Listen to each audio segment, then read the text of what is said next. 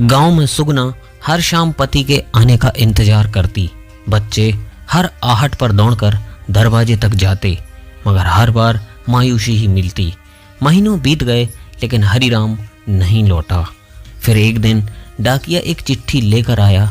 सुगना के हाथ कांप रहे थे। जब उसने चिट्ठी खोली, उसमें लिखा था, सुगना, मैं जल्दी लौटना चाहता था, मगर शहर में हालात बहुत खराब हैं। काम नहीं मिल रहा, भूख से लड़ रहा हूँ, मगर हिम्मत नहीं हारूंगा। बच्चों को संभालना, मैं जल्द लौटूंगा। तो बने रहिए वीडियो के एंड तक। साल 1970 का भारत एक ऐसा दौर जब गांव की कच्ची गलियों में बचपन की खिलखिलाहटें गूंजती थीं, जब खेतों की हरियाली किसानों के सपनों को सहलाती थी और जब रिश्ते खून से नहीं बल्कि विश्वास से बनते थे। यह वह दौर था जब भले ही संसाधनों की कमी थी, मगर दिलों में प्यार और अपनापन भरपूर था।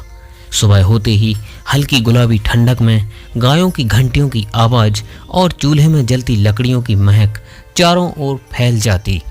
सूरज की पहली किरण खेतों पर पड़ती और किसान अपनी हल बैल लेकर फसलों से भरे खेतों की ओर निकल पड़ते।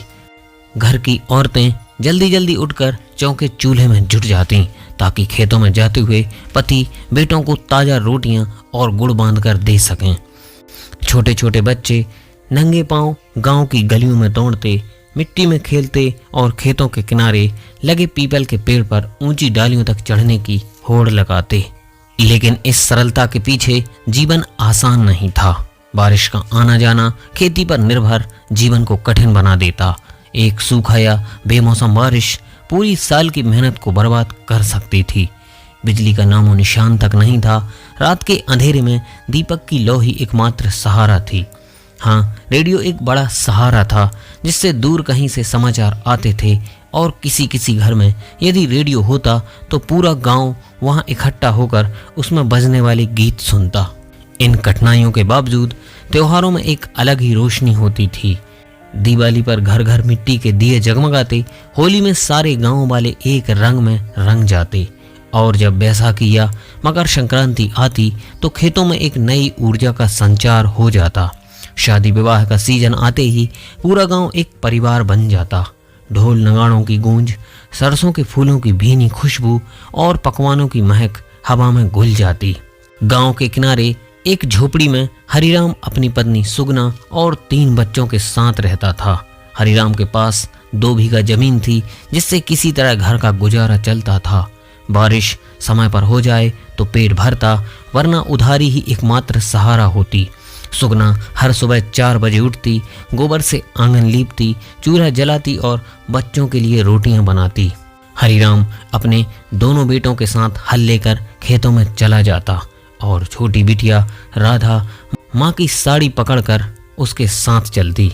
लेकिन एक साल बारिश ने धोखा दे दिया। खेतों में दरारें पड़ गईं, अनाज सूख गया और गांव में हाहाकार मच गया। हरिराम कर्ज के बोझ से दबने लगा। घर में रोटी के टुकड़े भी कम पड़ने लगे। बच्चों की मासूम आंखों में भूख झलकती, मगर माँ बाप बेबस थे। एक दिन हरिराम ने फैसला किया कि वह शहर जाएगा, मजदूरी करेगा ताकि कुछ पैसे घर भेज सकें। सुगना ने उसे जाते हुए अपनी पुरानी ओढ़नी का कोना पकड़कर रोते हुए कहा, सुनो जी, जल्दी लौट आना, बच्चों को तुम्हारी बहुत याद आएगी। लेकिन शायद किस्मत को कुछ और ही मंजूर था। शहर में हरिराम को कुछ काम मिल गया, लेकिन वहाँ का जीवन आसान नहीं था। 2 वक्त की रोटी के लिए दिन रात मेहनत करनी पड़ती थी। इधर गांव में सुगना हर शाम पति के आने का इंतजार करती। बच्चे हर आहट पर दौड़कर दरवाजे तक जाते, मगर हर बार मायूसी ही मिलती। महीनों बीत गए लेकिन हरिराम नहीं लौटा। फिर एक दिन डाकिया एक चिट्ठी लेकर आया। सुगना के हाथ कांप रहे थे। जब उसने चिट्ठी खोली, उसमें लिखा था, सुगना, मैं जल्दी लौटना चाहता था, मगर शहर में हालात बहुत खराब हैं। काम नहीं मिल रहा, भूख से लड़ रहा हूँ, मगर हिम्मत नहीं हारूंगा। बच्चों को संभालना, मैं जल्द लौटूंगा। यह पढ़ते ही सुगना ने आंसू पहुँचे और चूल्हे की ओर बढ़ी। बच्चों के सामने उसने खुद को मजबूत दिखाया, मगर रात को जब सब सो जाते तो तकिए में मुंह छुपाकर रोती। एक दिन डाकिया फिर आया, लेकिन इस बार उसके चेहरे पर अजीब सी उदासी थी। सुगना दौड़कर आई, पर इस बार कोई चिट्ठी नहीं थी, सिर्फ एक खबर थी। शहर में मजदूरी करते हुए बीमार पड़ा, इलाज नहीं मिला और एक दिन वो चला गया हमेशा के लिए। सुगना की चीख पूरे गांव में गूंज उठी। बच्चे सहमे हुए खड़े थे। वो दिन था जब पूरे गांव की आंखें नम थीं, जब हर किसी ने महसूस किया कि गरीबी केवल पेट की भूख ही नहीं, बल्कि सपनों और रिश्तों की भूख भी होती है।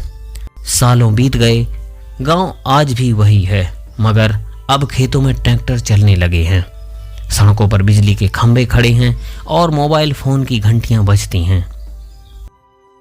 लेकिन हर बार जब बारिश होती है, जब मिट्टी की सौंधी खुशबू हवा में घुलती है, तो गांव की बुजुर्ग महिलाएं सुगना की कहानी सुनाती हैं। जब कोई पूछता है, दादी पहले गांव कैसे होते थे, तो उनकी आंखें भर आती हैं और वो सिर्फ इतना कह पाती हैं, पहले गांव सिर्फ घरों का नहीं, दिलों का हुआ करता था, जहां हर दुख सुख साझा था, जहां रोटी आधी की जाती थी, जहां हरिराम जैसे हजारों किसान सिर्फ एक बेहतर कल के सपने में जिंदा थे। और आज भी वो मिट्टी की सौंधी खुशबू उन अधूरे सपनों की कहानी कहती है। दोस्तों, आज के वीडियो में बस इतना ही। जय हिंद।